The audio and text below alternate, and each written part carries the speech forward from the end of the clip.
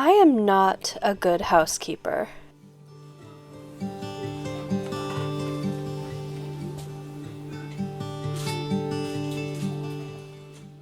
It's a little ironic to me that my channel has really become about finding your joy and rhythm as a homemaker when that has always been my greatest struggle.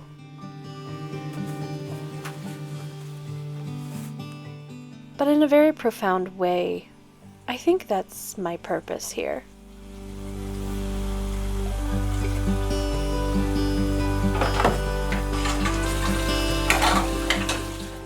Over the years of being a homemaker and a stay-at-home parent, I have learned that there is a rhythm to my home.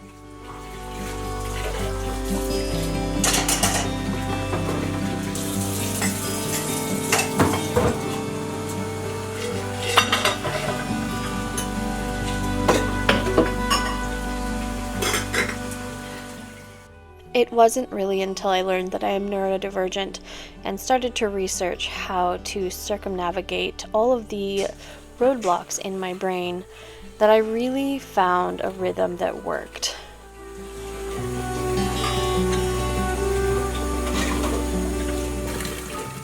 And I started to accept that my home has seasons.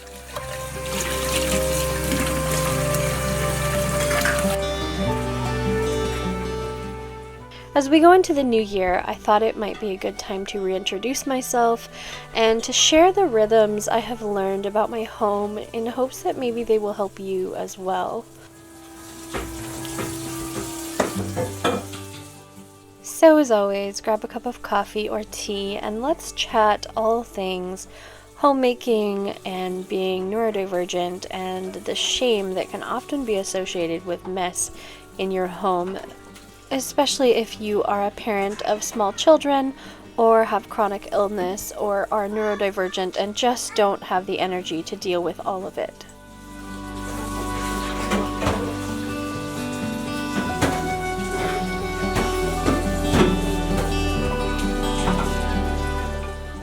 One of my biggest goals in this new year is to declutter and otherwise find a routine that means I'm spending a lot less time cleaning and more time being creative and pursuing all of the little things that I want to slow down and just enjoy.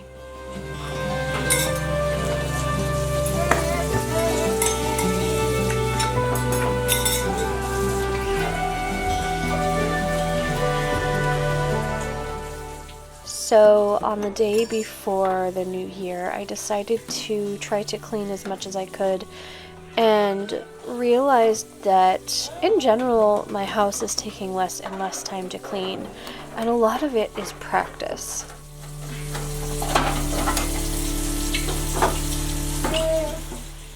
My kitchen felt like an absolute disaster, and to be fair, this did take me about an hour to clean. But even that is less time than it has taken me in the past to clean up after I've had a few days where I have found anything to be insurmountable. Veterinary nutrition diets can support your pet's health. Ask your vet about our range. I think that's one of the biggest misconceptions about being neurodivergent and having executive dysfunction is that you or others around you might think that you are lazy and that you just don't want to clean or take care of your space. I once heard someone compare it to writing a list, where a neurotypical person might write a list and see it as one task stretching out before you, one after the other, and it's very easy to just pick one and do it and complete it before you move on to the next. But for a neurodivergent person, writing a list, all of those things are stacked atop each other like a wall that you cannot surpass, and it feels as though you have to do everything all at once in order for anything to be done.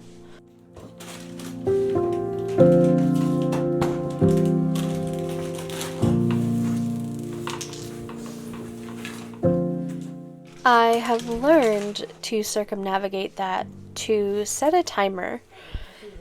I usually set it for 10 minutes per room because that feels the easiest to my brain, but many people set it for 15 or 30 or really however long you have the energy to spend in that room.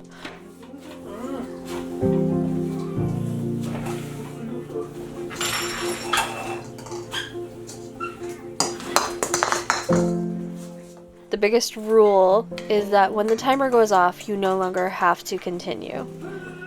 You can if you want, if it has given you the motivation to keep going, but I often find on days when I don't have very much energy that it is so helpful to have that time limit where I don't feel like I have to keep going.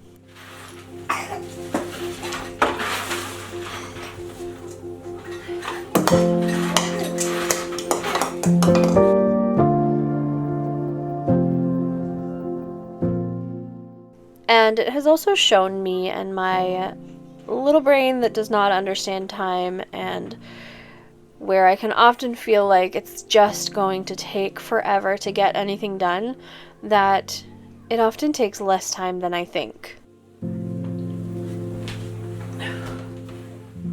For many, many years in my homemaking journey, I felt as though it would take hours and hours to clean my house.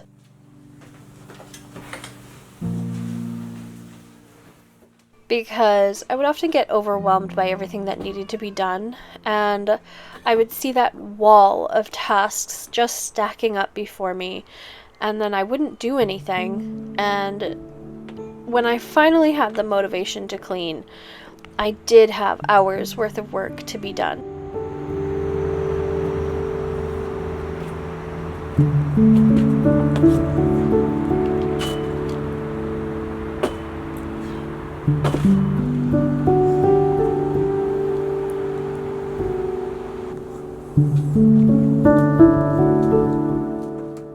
Now I find that when I set 10 minutes per room, often it takes me less time than I think.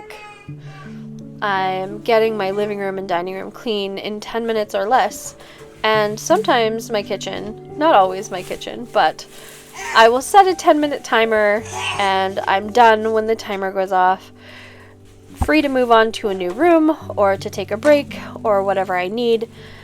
And then if I feel like a certain room has not done enough, I'll set another timer.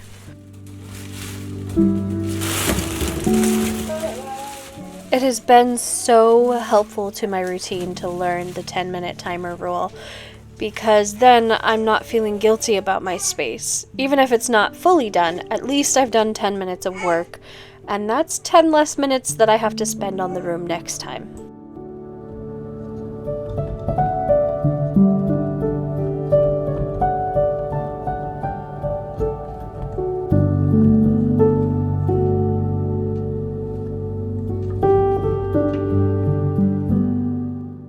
The second rule I have for myself, which you will be very familiar with if you have followed me for a little while, is that I do not leave the room that I am cleaning for anything.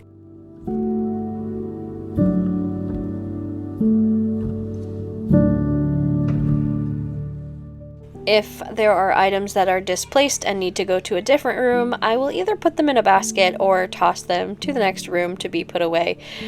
And I try to bring a trash bag or find something to put in trash or other things that need to leave the room.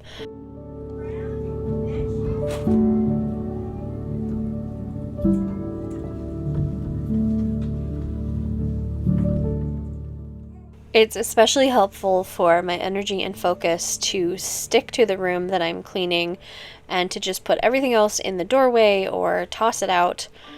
That way I'm not constantly walking back and forth, and I don't feel like I'm wasting time or energy going all over my house.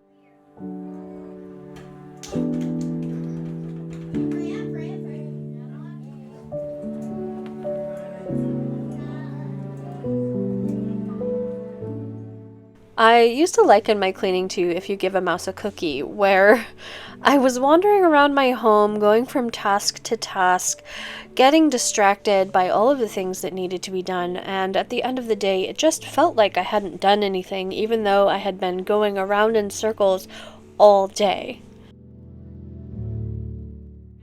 So having this rule that I really don't leave the space I'm cleaning has been so essential in learning how to be better at getting things done within the energy and time frame that I have.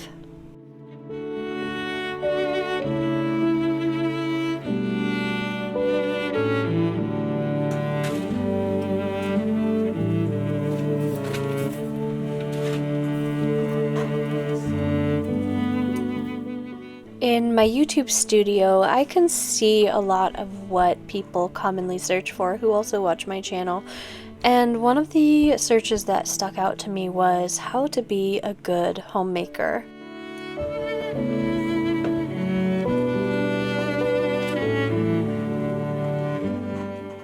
I think one of the biggest things that has made me better at homemaking has been letting go of the shame around mess. I've said it before, and I'll say it again, and I will always recommend the person from whom I heard this, that mess is morally neutral. One of my favorite content creators, Casey Davis, said this, and she wrote a book for neurodivergent people on how to keep house, especially when you feel like everything is overwhelming. I'll link it down below if you're interested. It is a fantastic book to learn how to better keep up with your space when you are neurodivergent or just struggling in general on keeping house.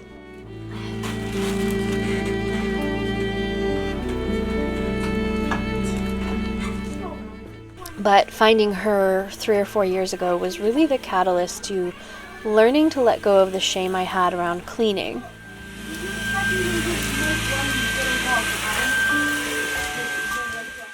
Because when you have shame around something, you tend to avoid doing it.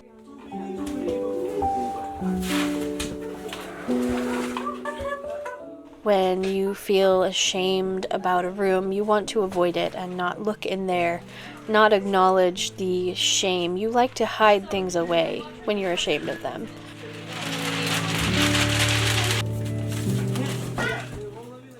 So, removing the shame from mess has been essential in pursuing just being a better homemaker and enjoying my home more, and enjoying the process of cleaning.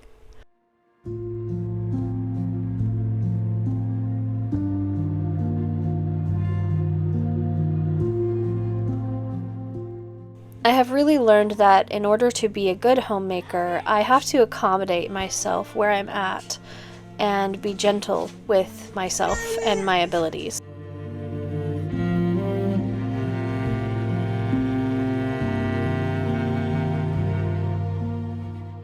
Something else that I discovered quite by accident that works really well for me is to sweep everything into a pile in the middle of a room and then sit and organize that big pile into smaller piles.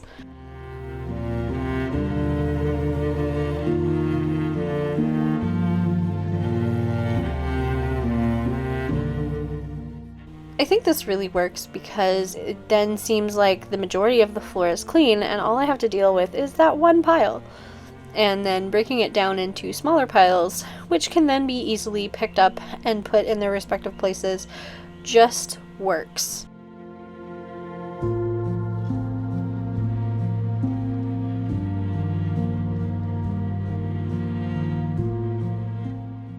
I say I discovered this by accident because I actually discovered it when I was pregnant with my 4th child, and I couldn't bend over or squat down, so I started to sweep things into piles and sit in order to reach them, and never really stopped.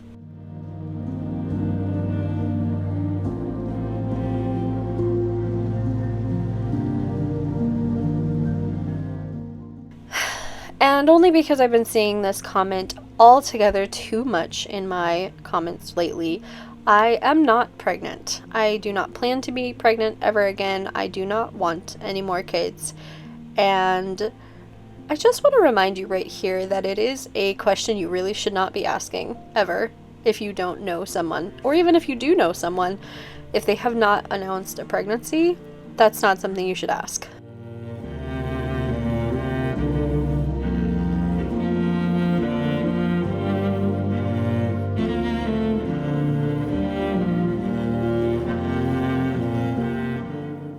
but for the record, I am just chubby. I always have been, always will be. I am fat. I am not pregnant. And in case you're new here and you don't know, fat is a very neutral word. It's not negative. I don't see myself as any less capable or beautiful just because I am fat. It is just a fact about my body, much like I might describe my husband as being thin.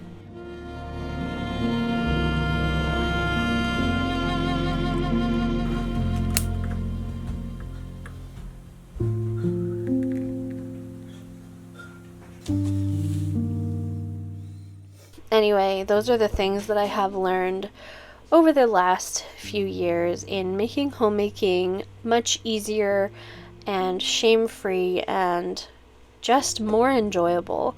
And I'm looking forward to this year. I hope to declutter more and spend less time cleaning and more time being creative and sharing cozy, slow living, enjoying life, and just in general making this year beautiful.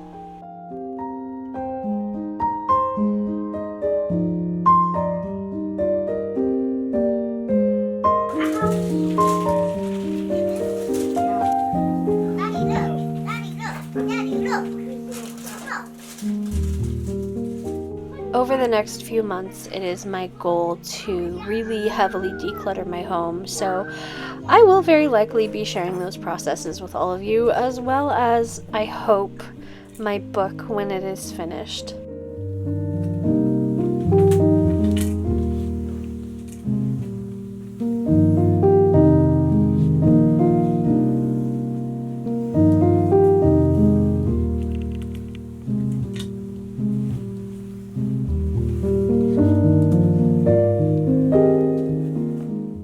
As always, thank you so much for being here and for giving me a little bit of your time in your day. I appreciate every one of you so much.